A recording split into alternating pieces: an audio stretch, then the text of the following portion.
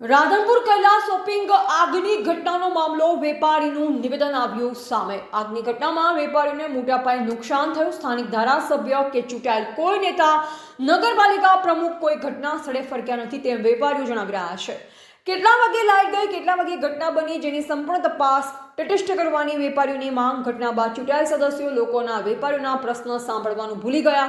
પાલિકા પ્રમુખ ધારાસભ્યને જાણ હોવા છતાં ઘટના સ્થળે આવવાના બદલે સીએમના પ્રોગ્રામે દોડી ગયા। પબ્લિકનું કોણ સાંભળશે તેમ વેપારીઓએ જણાવ્યું।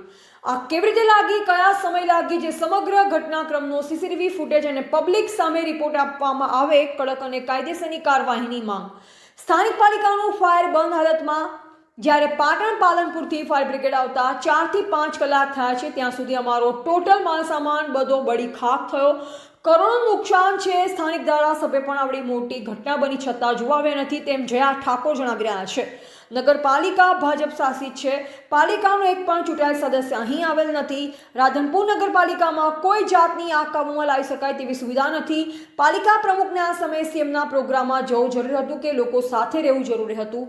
આ કયા કારણસર લાગી, જેના સીસીટીવી ફૂટેજ તપાસ કરાય, તેમજ અહીં સુવિધા કેવી છે તેની સાથે જ આગ કેવી રીતે લાગી તેની ઝીણવટપૂર્વક યોગ્ય તપાસ કરવામાં આવે।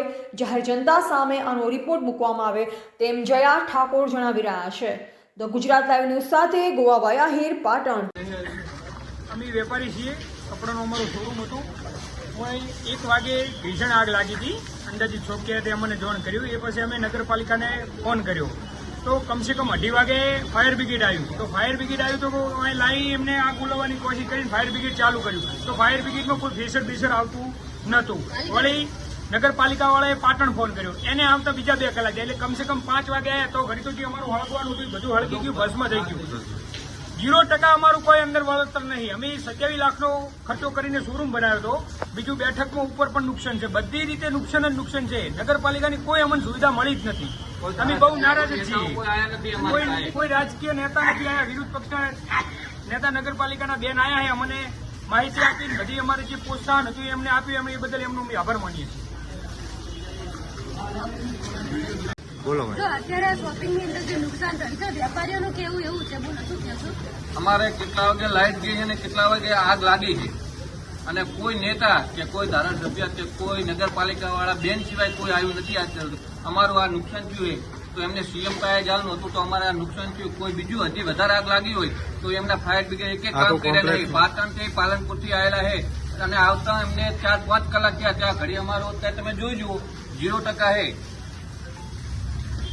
અત્યારે તમામ બધું બળીને રાખ થઈ ગયું છે, કરોડોનું નુકસાન છે, અને રાધનપુરના સ્થાનિક ધારાસભ્ય શ્રી લવિંગજી ઠાકોર પણ અહીંયા ટાંકવા નથી આવ્યા। સાથે અહીંયા નગરપાલિકા ભાજપ શાસિત છે, એક પણ વ્યક્તિ ચૂંટાયેલો સદસ્ય હજુ સુધી અહીંયા આવ્યો નથી, અને નથી પાલિકાના પ્રમુખ કોઈ આવ્યા અહીંયા। તો એ કરવા શું માગે છે? એમનો પોતાનો સ્વાર્થ માગે છે। આ લોકોને આટલું મોટું નુકસાન છે, પાલિકાની અંદર કોઈ સુવિધાઓ નથી, તો એમને સીએમના પ્રોગ્રામમાં જવું જરૂરી હતું। અને આની અંદર તમામ પ્રકારની સુવિધા જે કઈ છે જોવામાં આવે, સાથે સીસીટીવી કેમેરાની ચકાસણી કરવામાં આવે। આગ કઈ રીતે લાગી છે એની પણ નાની પૂર્વક તપાસણી કરવામાં આવે, અને એનો સ્પેશિયલ બધા જનતાની જાહેર રિપોર્ટ મૂકવામાં આવે કે આગ શાના કારણે લાગી। હમણાં પેલા જિગ્નેશ મેવાડીનો પ્રોગ્રામ બોલો, જિગ્નેશ બોલો અનિલભાઈ। હા ચાલો। અત્યારે રાધનપુર 4 રસ્તા મહેસાણા ચોકડી ઉપર કૈલાસ પ્લાઝા આવેલું છે। કૈલાસ પ્લાઝાની અંદર રાત્રે 2 થી 2:30 વાગ્યાના સમયમાં અચાનક આગ લાગેલી। આ શોપિંગની અંદર લાખો કરોડોનું નુકસાન મોટા પાયે વેપારીઓને થયેલું છે, અને વેપારીઓએ તાત્કાલિક સુવિધા અર્થે નગરપાલિકાના જે તે સત્તાધીશોને ફોન કરેલા। સત્તાધીશોએ કોઈએ ફોન ઉપાડ્યા નહીં, ફોન ઉપાડે તો સરકાર જવાબ આપ્યા નથી। અગાઉ પણ 2-4 મહિના પહેલા મેં પોતે વિપક્ષ તરીકે લેખિતમાં આપેલું હતું કે નગરપાલિકાની અંદર ફાયર સેફટીની સુવિધાઓ કરાવો, અને ફાયર બ્રિગેડની સુવિધાઓ નથી તો પૂરતી સુવિધા અહીંયા લાવો, જેથી કોઈ ઘટના બને તો તાત્કાલિક તેને રોકી શકાય। પણ આ નગરપાલિકા જે છે સત્તાધીશો છે, હાલે મેં ફોન કર્યો તો અત્યારે ઉડતો જવાબ એવો આપવામાં આવ્યો છે કે ભાજપના મુખ્યમંત્રી સીએમનો પ્રોગ્રામ હોવાથી અમે બધા ત્યાં જવા નીકળ્યા છીએ। તો તમારે તે જરૂરી છે કે અહીંયા સ્થાનિક લોકોને તમારે સુવિધા પૂરી પાડવી જરૂરી છે। સીએમના પ્રોગ્રામમાં નહીં જાઓ તો ચાલશે, અહીંયા જીવહાની અથવા મોટું જે નુકસાન થયું છે એની ભરપાઈ કોણ કરી આપશે?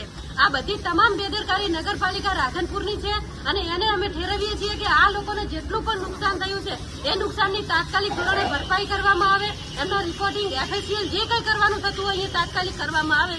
એની સાથે અમે અહીંયા રૂબરૂ અમારી ટીમ સાથે મુલાકાતે આવ્યા છીએ અને આની અંદર જો ન્યાય નહીં મળે તો જે કંઈ આગળ હાઈકોર્ટ સુધી પણ અમે એમની જોડે છીએ વેપારીઓ સાથે અને એમને જેટલું નુકસાન છે એ વળતર અપાવવા અમે સાથે રહીશું. કટિંગ કરી દેજો.